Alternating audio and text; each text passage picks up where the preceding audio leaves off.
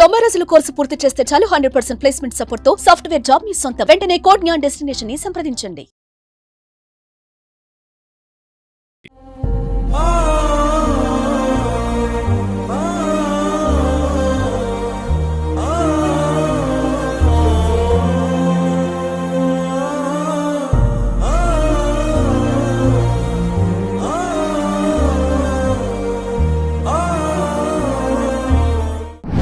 ఝాన్సీ అని హోంగార్డ్ అనకాపల్లి జిల్లాలో హోంగార్డ్గా పనిచేస్తున్నారు. ఆమెకి మ్యారేజ్ అయ్యి 12 సంవత్సరాలు అయింది. అదేవిధంగా ఆమె హోంగార్డ్ వృత్తిలో గత 2 సంవత్సరాల నుంచి పనిచేస్తుంది. సో ఆమెకి 5 సంవత్సరాల కొడుకు ఉన్నారు. భర్త ఆ అనుమానం మీద అదేవిధంగా ఆమెకు హెరాస్మెంట్ కంటిన్యూ చేస్తున్నారు. సో దాని మీద గతంలో కూడా కసింగూడ పోలీస్ స్టేషన్లోను మహిళా పోలీస్ స్టేషన్ అనకాపల్లి మహిళా పోలీస్ స్టేషన్లో కౌన్సిలింగ్ ఇవ్వడం జరిగింది. అయినా కానీ అతను హెరాస్మెంట్ తగ్గలేదు. సో అందులో భాగంగా 7వ తేదీ ఈ నెల 7వ తేదీ ఉదయం కూడా గొడవ పడడం జరిగింది. సో ఆమె 7వ తేదీ సాయంత్రం తన బాబుతో పాటు బాబు వచ్చి ఇక్కడ మన సంయుక్త స్కూల్లో చదువుతున్నాడు, యూకేజీ. ఆ స్కూల్ నుంచి తీసుకొచ్చి అతను బుక్స్ని ఇక్కడ గాంధీనగర్లో ఉన్న వాళ్ళ అక్క దగ్గర బుక్స్ అన్ని కూడా పెట్టేసి తుంపాల దగ్గర ఉన్నటువంటి ఏలేరు కెనాల్లో బాబుతో పాటు ఆత్మహత్య చేసుకున్నారు. ఈ ఆత్మహత్యకి ప్రేరేపించినటువంటి వాళ్ళ భర్తను ఈరోజు అరెస్ట్ చేసి రిమాండ్ నిమిత్తం తరలించడం జరిగింది. నా పేరు అల్లుమల్ల దుర్గా సార్. ఝాన్సీ మా చెల్లి అండి. తనకి 2012లో మ్యారేజ్ అయింది. మ్యారేజ్ అయిన తర్వాత అక్కడ ఉన్నది, కానీ ఫస్ట్ నుంచి గొడవలతోని తన భర్త అనుమానించేవాడు సార్. అనుమానం ఎక్కువ అబ్బాయికి. అనుమానంతోనే ఉండేది. అలాగే 2 సంవత్సరాలే ఉన్నారు సార్ కలిసి. ఎప్పుడు ఇక్కడే ఉండేది, మా దగ్గరే ఉండేది. మా నాన్నగారు కొన్ని ఏళ్ళు అయిన తర్వాత మళ్ళా బాగానే చూసుకుంటానని చెప్పి ఇక్కడికి వచ్చి ఇక్కడే ఉన్నాడు. ఇక్కడ ఉన్న తర్వాత బాబు పుట్టాడు ఆ అబ్బాయికి. బాబు పుట్టిన తర్వాత 1 ఇయర్ కలిసి ఉన్నారు. మళ్ళా విడిపోయారు. విడిపోతే మా నాన్నగారికి అనారోగ్యం వస్తే మా నాన్నగారు అనారోగ్యంతో చనిపోయారు. చనిపోతే మా నాన్నగారు జాబు మా చెల్లికి వచ్చిందనమాట. హోమ్ గార్డే మా నాన్నగారు కూడా. ఆ ఉద్యోగం చేస్తూ పిల్లల్ని పెంచుకొని మేము అందరం కలిసే ఉంటున్నాం సార్. నేను, నా భర్త, నా పిల్లలు, నా తల్లి, మా చెల్లి, వాళ్ళ బాబు అందరం కలిసే ఉంటున్నామండి. గాంధీనగర్లోనే ఉంటున్నాం ఫస్ట్ నుంచి.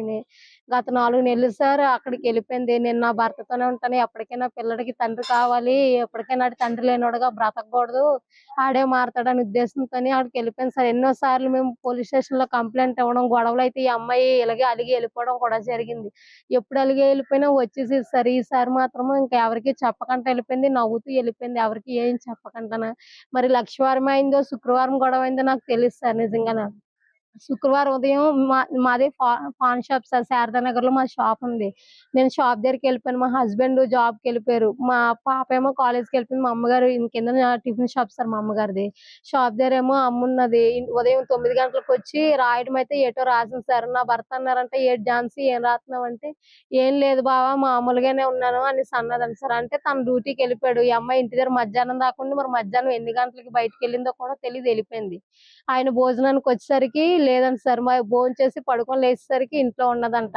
ఉండి బాబుని తీసుకొస్తానని వెళ్ళి బాబుని తీసుకొని వచ్చింది. తీసుకొని వచ్చి కసింకోట వెళ్ళింది సార్. వాళ్ళని కసింకోట ఇచ్చాం ఆ అమ్మాయిని అట్టవిధి. వచ్చి ఏం జరిగిందో, ఏం గొడవ పడ్డారో మరి ఎప్పుడు జరిగిందో తెలియదు సార్. ఇంకా ఆ సాయంత్రం 6 అవుతుంది. ఆ అమ్మాయి సర్టిఫికెట్స్ అన్ని మాకు కనిపించేలా ఒక దగ్గర పెట్టి ఆ అమ్మాయి ఫోన్ ఒకటే పట్టుకెళ్ళింది. తన పర్సు కూడా ఇంట్లోనే వదిలేసాను. మేము పర్సు చూసుకోలేదు. శనివారం నైట్ చూసాం పర్సు అదిని. పర్స్ వదిలేసి బాబు క్యారేజ్ బ్యాగ్, స్కూల్ బ్యాగ్ వదిలేసి నడుచుకొని వెళ్ళి బండి కొనుక్కుంది రీసెంట్ గా నా బ్యాటరీది. ఆ బండి కూడా ఇంట్లోనే వదిలేసి తను నడుచుకొని వెళ్ళిపోతుంది.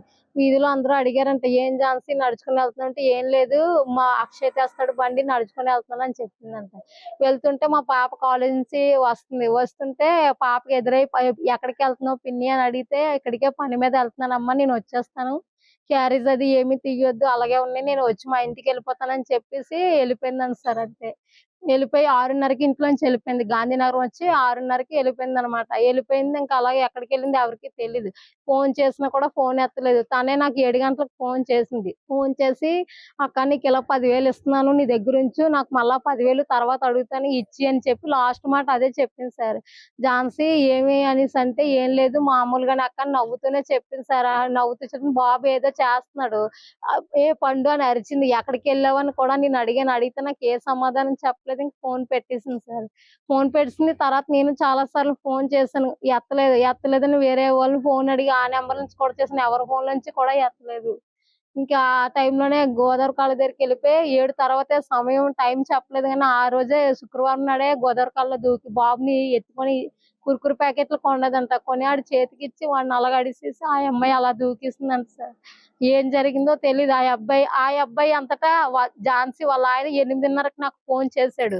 ఫోన్ చేసి మీ చెల్లి మీ ఇంటికే వచ్చిందని అన్నాడు. ఎందుకొచ్చిందని నేను అడిగాను.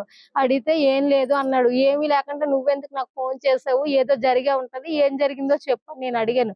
ఏం లేదు చిన్న గొడవే అన్నాడు. ఆ గొడవ ఏమైంది చెప్పు, నువ్వు దాన్ని ఏమన్నావు అని నేను అడిగాను. అడిగితే ఏం లేదు అనేసి ఫోన్ పెట్టేశాడు సార్. మీ చెల్లికి లైన్ కలుపని అన్నాడు. సరే విజయ్, నేను ఇంటి దగ్గర లేను, షాప్ దగ్గర ఉన్నాను, నీ ఇంటికెళ్ళి ఫోన్ చేస్తాననేసి నేను 9 గంటలకి ఇంటికి వచ్చాను సార్. షాప్ అన్ని కట్టుకొని వచ్చేసరికి తన బండి ఉంది. అమ్మయ్య ఇంటి దగ్గర ఉంది అని అనుకుని మేడ మీదకి వెళ్ళేసరికి ఝాన్సీ లేదు.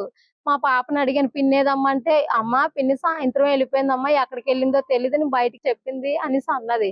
అంటే ఫోన్ చేశాను సార్ ఝాన్సీకే. చేస్తే అమ్మాయి ఫోన్ ఎత్తలేదు. ఎత్తకపోతే మళ్ళా ఆ అబ్బాయికే చేశాను. ఝాన్సీ వాళ్ళ ఆయనకే, విజయ్ ఎక్కడికి వెళ్ళింది విజయ్ అంటే, ఏమో నాకు సంబంధం లేదు, మీ ఇంటికే వచ్చింది, నీకే తెలియాలా, నీ మీద నేను కేసు పెడతాను, నీ ఫ్యామిలీ అందరి మీద పెట్టి మిమ్మల్ని నేను జైల్లో పెట్టిస్తాను అనేసి నాతో చెప్పాడు సార్. నా మీద నన్నంతా పెట్టి మా ఇంటికి వచ్చిన నాకేం తెలుసు, నువ్వు ఫోన్ చేసి చెప్పినంత వరకు ఆ అమ్మాయి మా ఇంటికి వచ్చిందని నాకు తెలియదు కదా అనేసి నేను అడిగాను సార్. అడిగితే ఇంక ఫోన్ పెట్టాడు ఆ అబ్బాయి కూడా. ఎత్తేసి దీనికి ఎంత ట్రై చేసినా ఇది ఫోను లిఫ్ట్ చేయలేదు.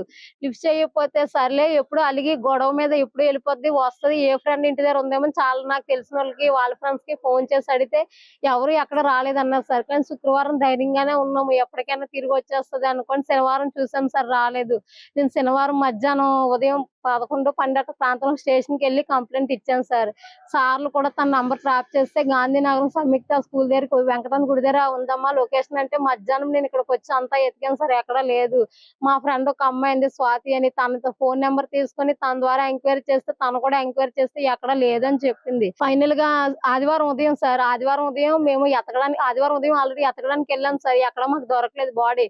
పోలీసులకి ఎవరో ఇన్ఫార్మ్ చేశారంట, లేడీ బాడీ దొరికింది సార్ ఇక్కడ గోదావరి కాలదర్ అనేసరికి నాకు ఫోన్ చేశారు పోలీసులే.